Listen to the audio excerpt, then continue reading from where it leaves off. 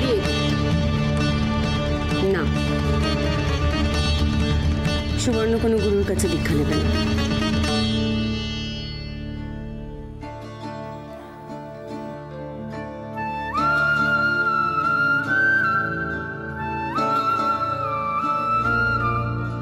কিরে, এখানে বসে আছিস? এমনি ঠাকুমা আমায় দেখলে রেগে যায়, তাই না?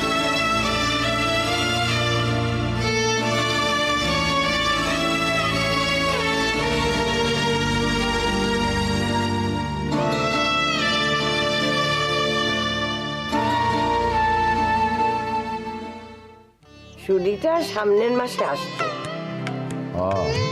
কতকাল পরে আসছে। মায়ের কাছে আসার কথা তার মনে, আর সুরিটার কথাই বা বলবো কেন? হ্যাঁ, সে তো অনেক দূরে থাকে। রাজুটা সে তো একবারও আসে, সে 9 মাসে 6 মাসে একটি দাঁড়া। কিন্তু মেজ বউর কাছে যাতায়াতটা ঠিক, আমি খুব ভালো করি। বলছি ওই সুরির ছেলে সেই বাইরে গিয়েছিল, সে ফিরেছে? না না, সে বিলেতেই আছে, ওখানেই বোধহয় থেকে গেল। তারপরে একটা কি ছেলে না মেয়ে আসে না? ছেলে। আরে বোনের কটা ছেলে কটা মেয়ে তাও জানা নেই তো? না না, তা না, বলছিলাম তা ওর সব আছে কেমন? হ্যাঁ, ভালোই আছে। এবার তো জামাই ষষ্ঠী করি, জামাইরা কেউই ছিল না, আর পুজোতেও তেমন কিছু দিতে পারি। ভাবছি সুরিটা এলে জামাইদের একবার নেমন্তন্ন করবো, ভালো মন্দ একটু কিছু করে খাওয়াবো। কি জানি কি করতে পারবো না পারবো, আমার ইচ্ছে হলেই তার হলো না, রাধারমণের ইচ্ছে হলো। শুভকে কিছু বলতে চাইনি, সেই তো সবকিছু সামলাচ্ছে, সবই করছে। আর এবার প্রকৃতি তো জানিস। মা, আপনাকে আরেকখানা ডাব কেটে দেবো? না বাবা, আর খাবো না। আর যে কথা বলছিল, বেকারটা সারাটা জীবন কিভাবে কাটালে নিজের চোখকেই তো দেখলি। আসল কথা কি জানিস পেব, মেয়ের শ্বশুর বাড়ি মানে কুটুম বাড়ি, তাদের একটা মান সম্মান আছে, কিছু না করলে তো মান সম্মানও থাকে না। অবশ্য আমি তোকে কিছু বলতে চাই না, দেখি রাধারমণের কৃপা হলে হবে, তার ইচ্ছে ছাড়া তো কিছু হবে না।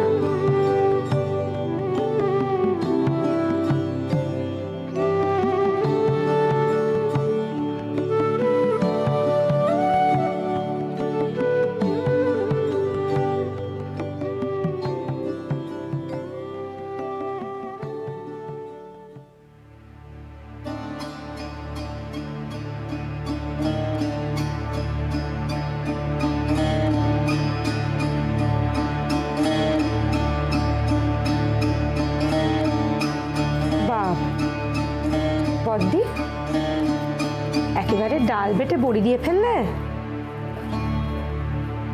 হ্যাঁ, অনেকদিন ধরে ভাবছিলাম, জানিস, সময় হচ্ছিল না, তাই আর কি।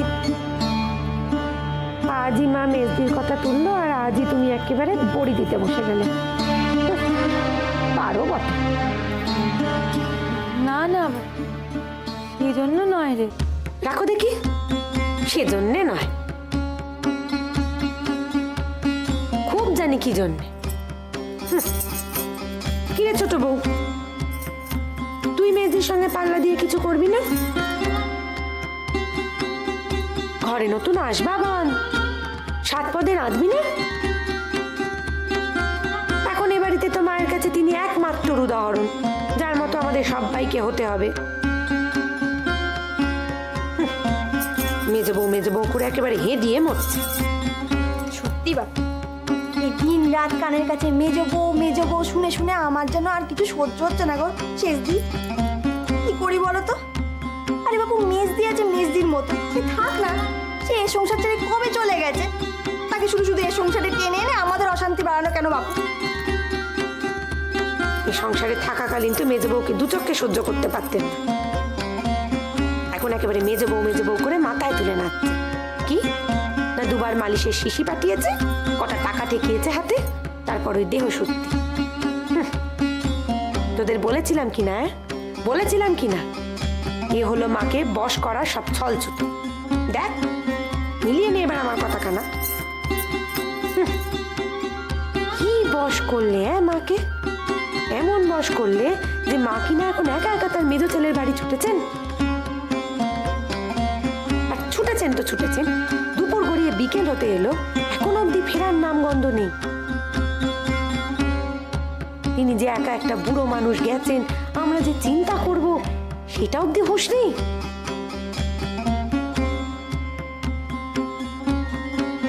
তা হুঁশ থাকবেই বা কেন, আমাদের তো উনি ধর্তব্যের মধ্যেই ধরেন না। এখন তার মেজো ছেলে আর মেজো বউই হলো সব। দেখে নিস, আরো এক কণা কথা বলে দিলুম, এই যে আজ যাওয়া শুরু হলো, এবার এই নিত্যি যাতায়াত শুরু হবে।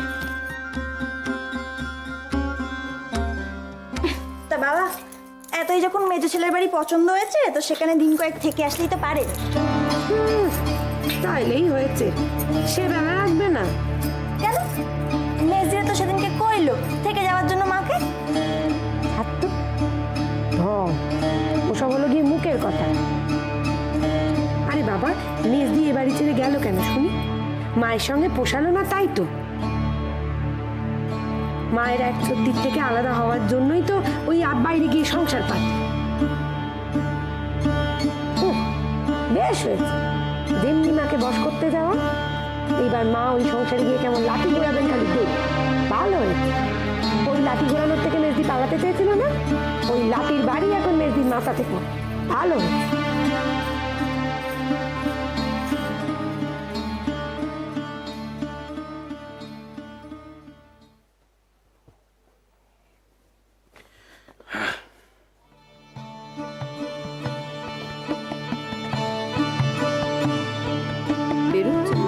হ্যাঁ, এবার তাস খেলে আসি, থেকে ঘরে বসে বসে একেবারে জং ধরে গেল।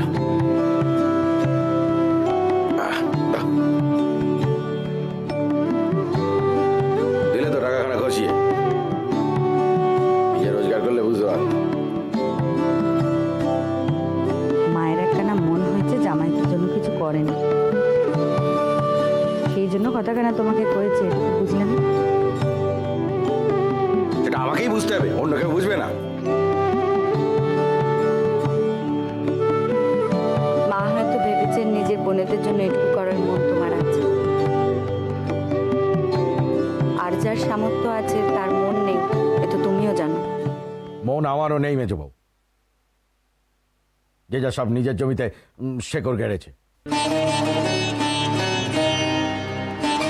পরদি ছাড়া কার সঙ্গে যোগাযোগ আছে বলো?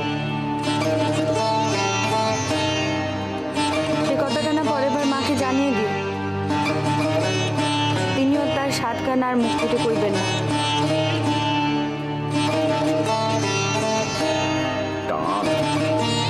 অতরে একবার দেখা হয় কিনা সন্দেহ, শুনতে খুব ভালো লাগে, বইতেও ভালো লাগে।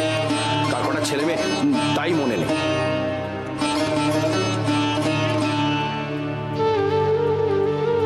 কোনকালে একাধারে থেকেছি, তার জন্য সারা জীবন টানা যায়।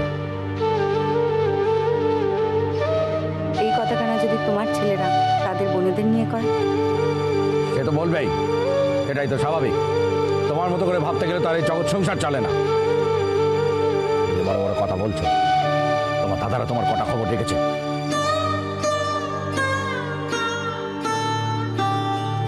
সে খবর রাখার মতো অবস্থা রেখেছো তোমরা? অমনি অমনি সব দোষ আমাদের। এতকাল পরে আর দোষ গুণ খুঁজে কি হবে? দাও কাপখানা দাও।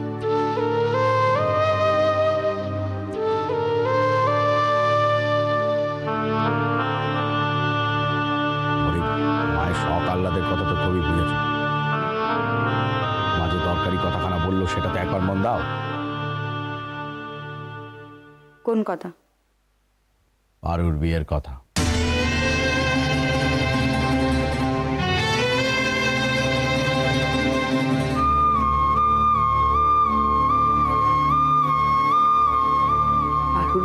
কথা? হ্যাঁ, পারুর বিয়ের কথা।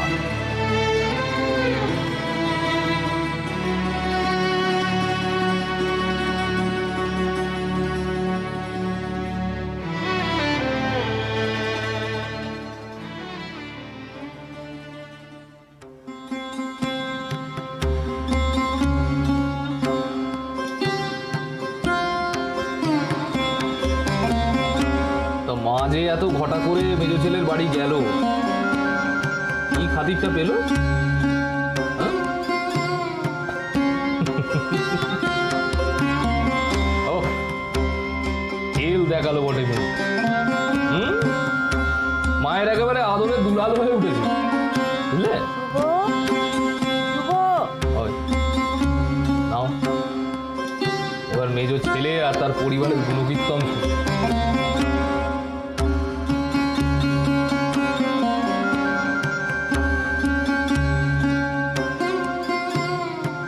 আরে শুভ, কদিন ধরে মনটা বড় খচখচ করছে। একবার তোদের বলেছি, তোরা কান্দিস নি। জামাইদের তো একবার নিমন্ত্রণ করা দরকার। অনেক দিন হয়ে গেল, হাতে করে কিছু দিইনি।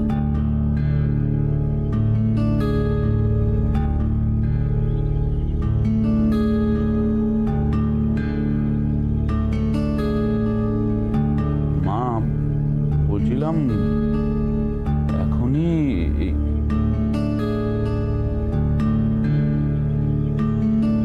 কটা দিন যাক না মা, খরচের ধাক্কা। হ্যাঁ মা, বলছিলাম দিব্যি তো চলছি। তোমার জামাইদেরকে নেমন্তন্ন করে খাওয়ানোর ইচ্ছে, সে না হয় সামনের বছর জামাই ষষ্ঠীর সময় হবে কোন।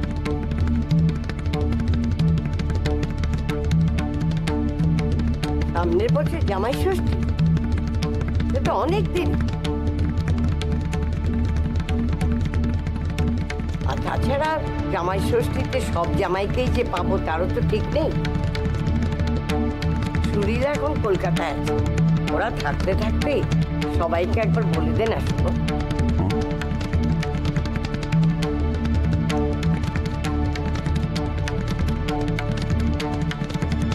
মানে এখনই আবার এত খরচ খরচার কোনো মানে হয়? খরচার কথা তোদের ভাবতে হবে।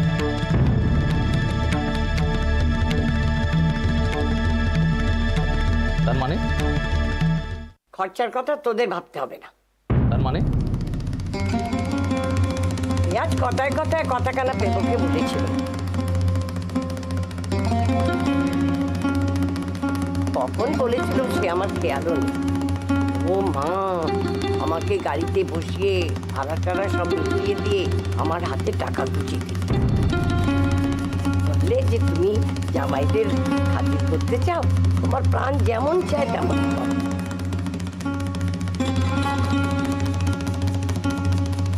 বাবা,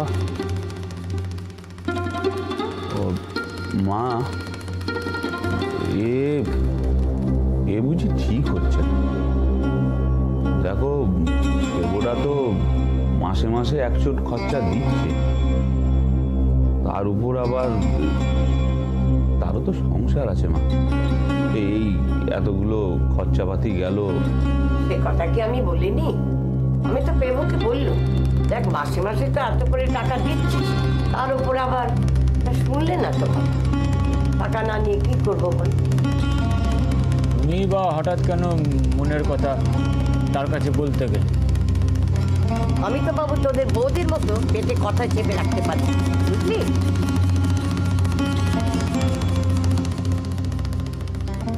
আর বাইরের লোক তো সে নয়, আমার নিজের পেটের ছেলে।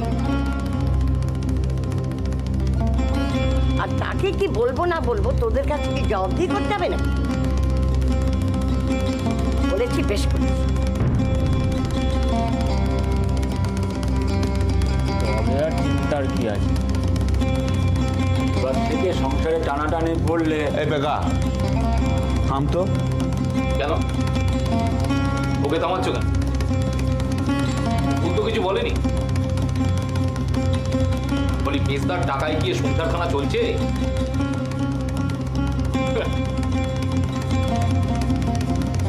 জামাইদেরকে খাওয়াতে হলেও সেটা মেজদার খয়াতে খাওয়াতে হবে।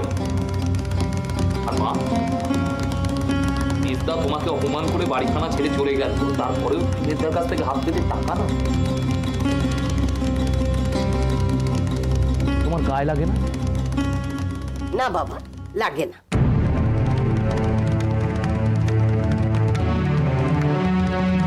আমার উপযুক্ত ছেলে রোজগার করে মায়ের সৎ দেখাচ্ছে, এমনটাই তো হয়, এটাই তো জেনে এসেছি।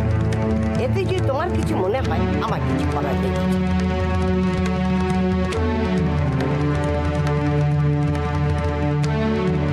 আর আমার কোন ছেলে আমার ভারী মান রাখছে সেটা বিচার করতে গেলে তো মুক্তবামনির সংসারে ঠক বাজতে গা উজাড় হয়ে যাবে।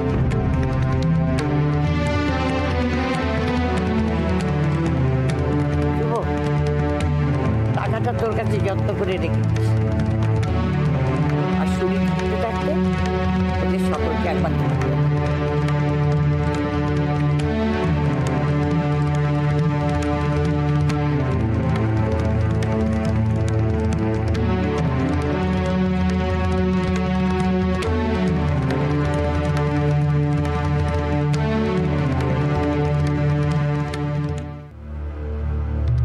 রসের প্যাকেটটা রাখলুম কোথায়? পারুর বিয়ের কথাটাই মাথায় এলো তোমার? আসবে না, ওই একখানা ব্যাপারে কিন্তু ঢিলে দেওয়া হচ্ছে, এবার কোমর বেঁধে নেমে পড়তে হবে।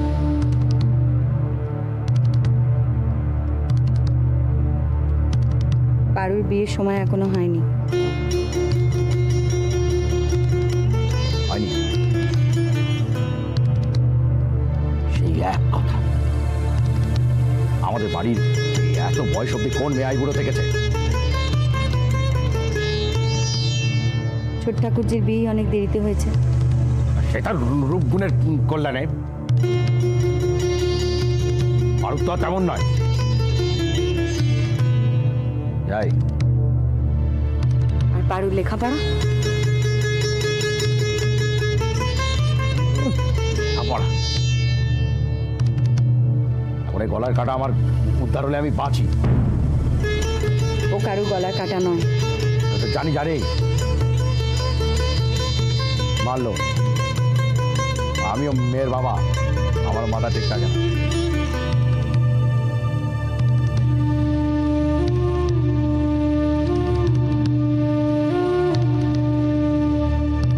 পরশুদিন ওদের স্কুলে নিয়ে যাবার কথা।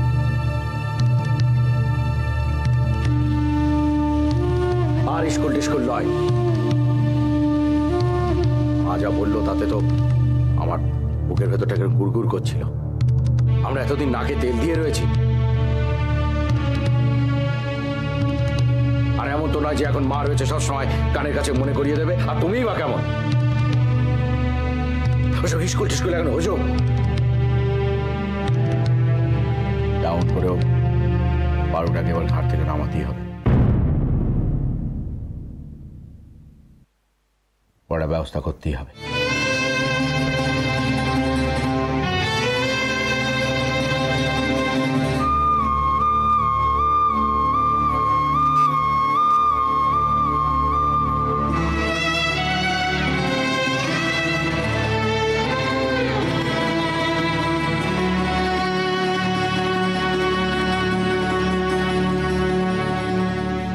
ডাউন করেও বারোটাকে এবার ঘাট থেকে নামাতেই হবে। পড়ার ব্যবস্থা করতেই